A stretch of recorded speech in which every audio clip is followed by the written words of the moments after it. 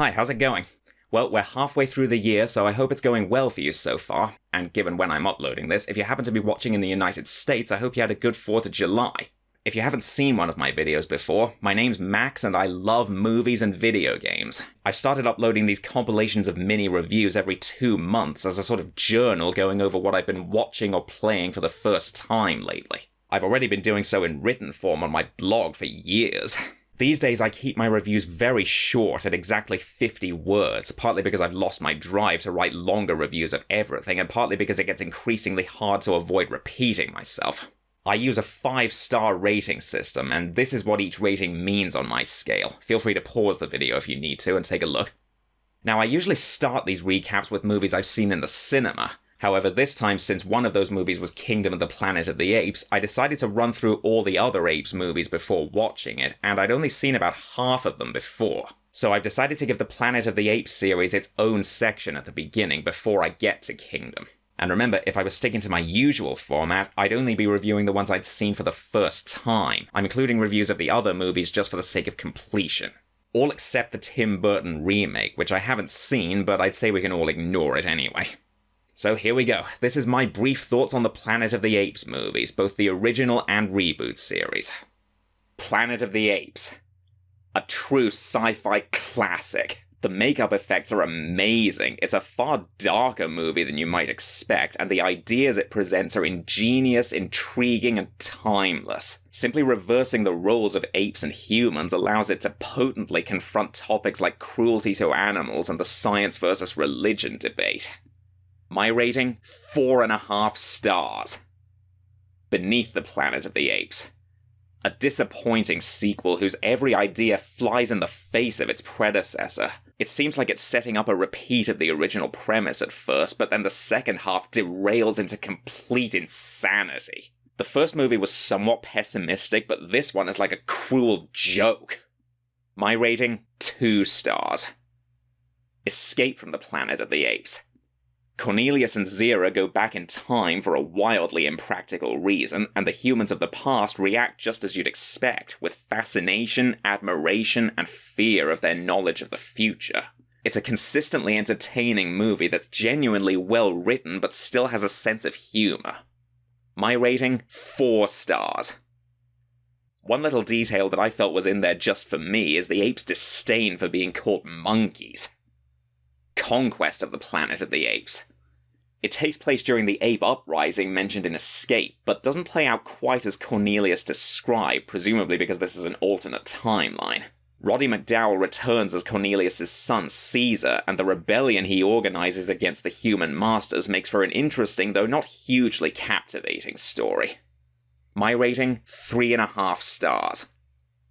Battle for the Planet of the Apes. This 4th sequel is just plain weak. The plot is dull, everything's set in motion for a lame reason, and the acting is atrocious, particularly from the mutant human villains. Aldo is mildly interesting, and the final battle has its moments, but for the most part it's just a bore. My rating? 2 stars.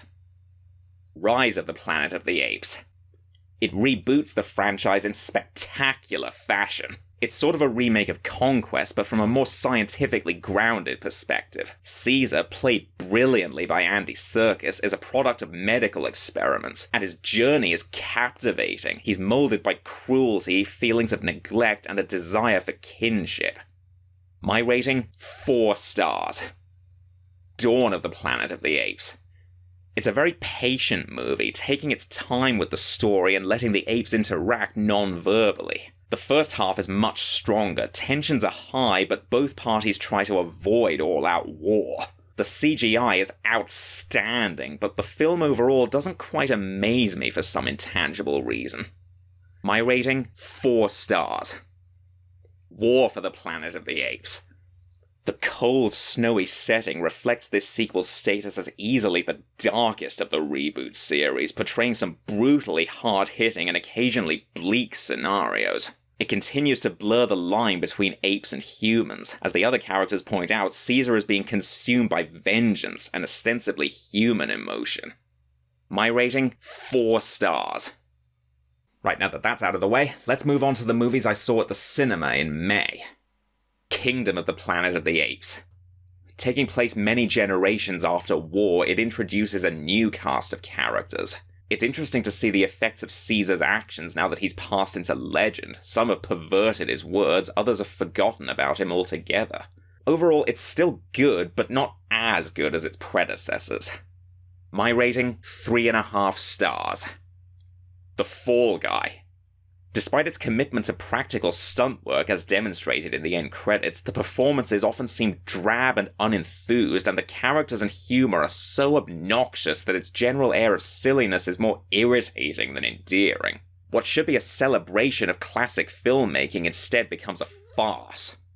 My rating, 2.5 stars. If.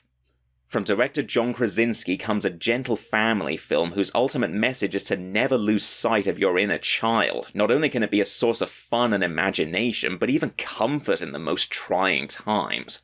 Only problem, the ending seems like something of a contradiction. My rating, 3.5 stars. Furiosa, a Mad Max Saga. While Fury Road was an adrenaline-fueled action fest, this prequel is more like a classic western, a character on a lonely odyssey through an unforgiving world and all the trials and tribulations she faces along the way. Anya Taylor-Joy gives a compelling central performance, especially given how little dialogue she has. My rating, 3.5 stars. Now, I only went to see one movie in June, but it inspired me to write a long enough review for a full month's worth.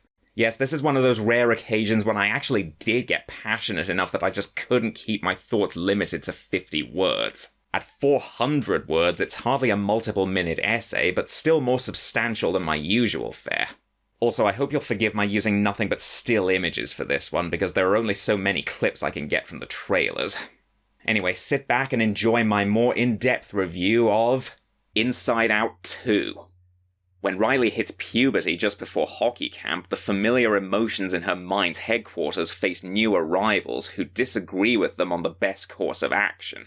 I maintain that the first Inside Out is one of the best movies ever made, so I knew the sequel would have a tough time matching it. I was rather worried when the first trailers surfaced because they promised new emotions, which I wondered why we never saw in anyone else's mind in the first movie.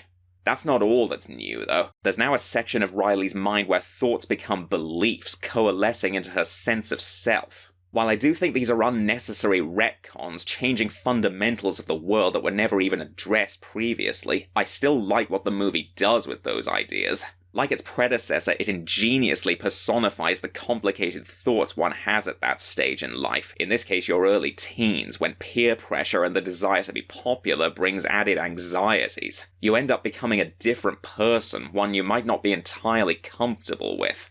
I don't want to spoil too much, but the way the movie portrays these concepts is top-notch. The sense of self that the new emotions end up creating really hits hard, leading to a wonderfully intense climax.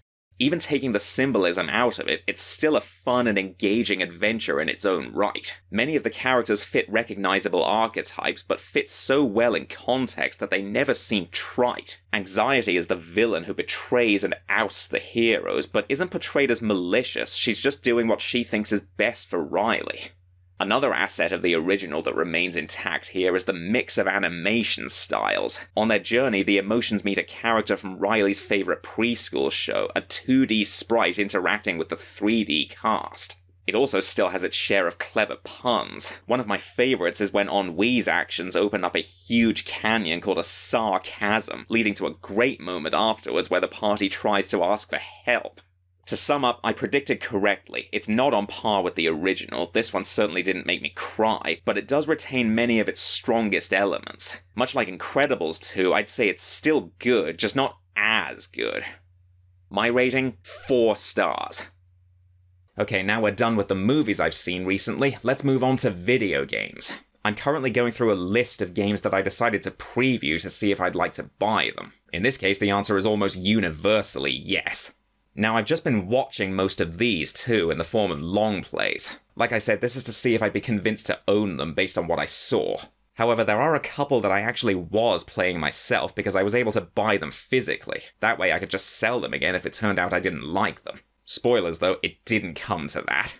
Well, that's not entirely true. Even though I was playing the PS4 version of Hellblade Senua's Sacrifice to preview it, it was the Xbox version I decided to keep, for two reasons. One, it gave me a warning saying something along the lines of this game may exhibit errors or unexpected behavior, implying that it wasn't really optimized for PS5. And the second reason, and this is the big one, is that the sequel turned out to be an Xbox exclusive. I mean, yes, it is on PC as well, but looking at its system requirements, yeah, mine can't handle that. This is why I prefer playing on consoles. With that said, let's get to my reviews of the games I've either watched or played over the last 2 months to make a dent in that preview list. I Am Setsuna.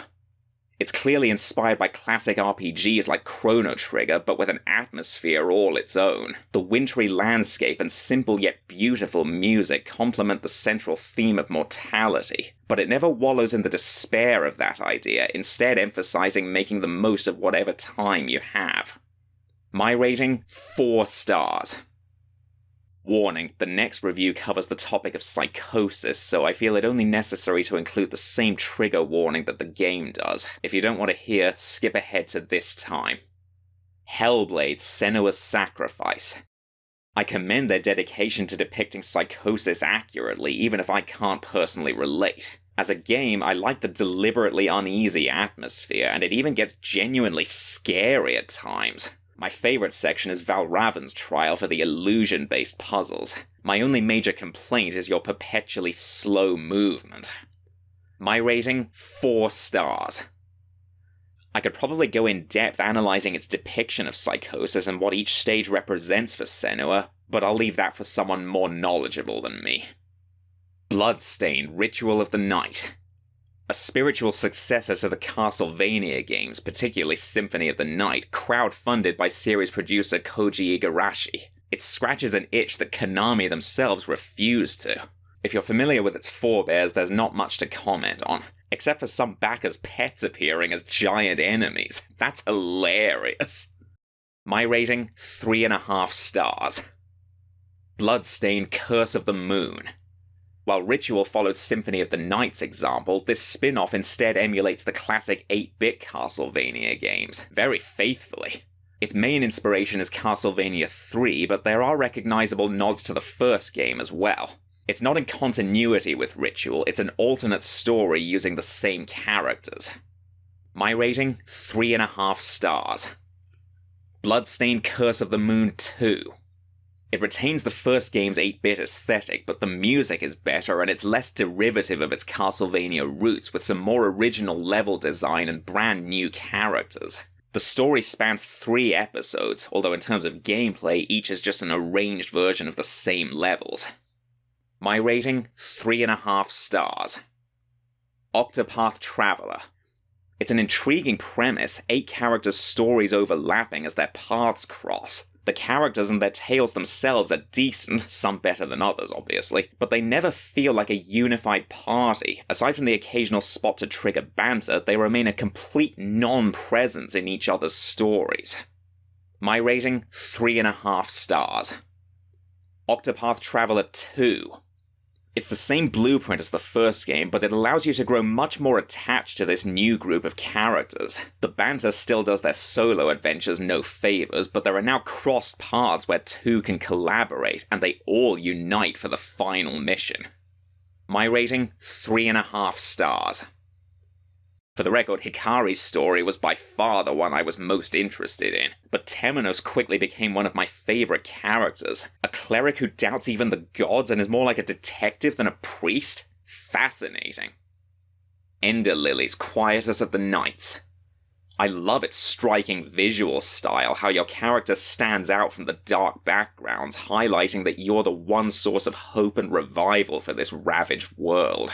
The simple yet haunting music enhances the somber atmosphere. Even the boss battle's music isn't bombastic or menacing, but rather melancholy. My rating, 4 stars. There's also the 2 Blasphemous games.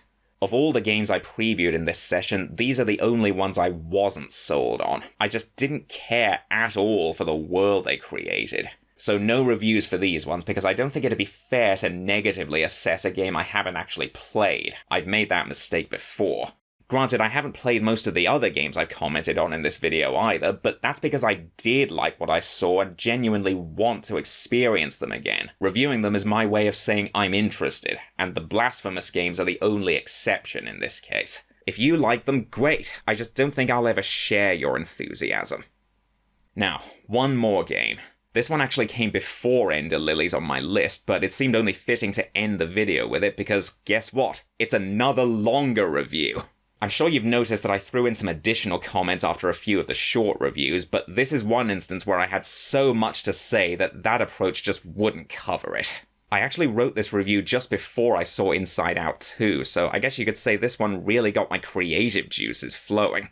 So here we go. Let's end with, I guess you could call it this video's second feature. Terminator Resistance. Set during the war against the machines, 30 years after Judgment Day and just before the first Terminator is sent back in time, it follows Sergeant Jacob Rivers as he tries to find the Resistance's South Division and warn them of a new threat. This is a prime example of a game that's just average. The gameplay is enjoyable enough, but nothing special. There are two primary mission types. In the stealth sections, you sneak through semi-open maps featuring both main objectives and side missions, and in the combat sections, you race through battlefields with a squad. The latter did give me an adrenaline rush, however mild. The only problem with the former is having to wait through a tediously long loading screen every time you fail. And yes, avoiding detection really is your best bet. I tried shooting my way through the patrolling Terminators once, and it didn't end well. Between missions, you can chat to your companions back at the compound. Again, the characters and dialogue are not unbearable, but not the best I've ever seen. You have two possible love interests, Jennifer, a scavenger you meet very early on, and Commander Baron. I chose Jennifer, and ultimately found the romance mechanics severely disappointing. I think because the prior conversations are nothing but talking about her backstory. It's all exposition rather than building a connection, so the love scene, once triggered, just feels spontaneous instead of earned. The plot has a few shortcomings too. It includes humanity's first encounter with an infiltrator, a Terminator with human skin. There's a single line of narration about the suspicion and paranoia that causes, and that's all they do with that idea. That alone could fill an entire game. Now, I don't want to spoil the ending and how it affects the Terminator franchise overall, but let's just say there are consequences for your choices. In conclusion, it's not great. It could have been better both as a game and a Terminator story, but there's just enough to encourage multiple playthroughs to see what I could do differently. My rating, 3 stars. Well, that's it for now. If you thought any of my ratings should have been higher, keep in mind that this is just my initial gut reaction. There's always the possibility that I'll like something more and my rating will go up after repeat viewings. And that's my main point with these reviews, to capture my first impressions, which, as they say, you don't get a second chance at. Right, I'll be back in a couple of months with another set of reviews. If you're curious, these are the next few games on my preview list. This is what you can expect me to comment on next time. I may not get through them all, but regardless, this is what's next for me. In the meantime, feel free to leave a comment letting me know what movies or games you've been watching or playing lately, and what you thought of them. Also, like the video and subscribe if you want to see more. Take care.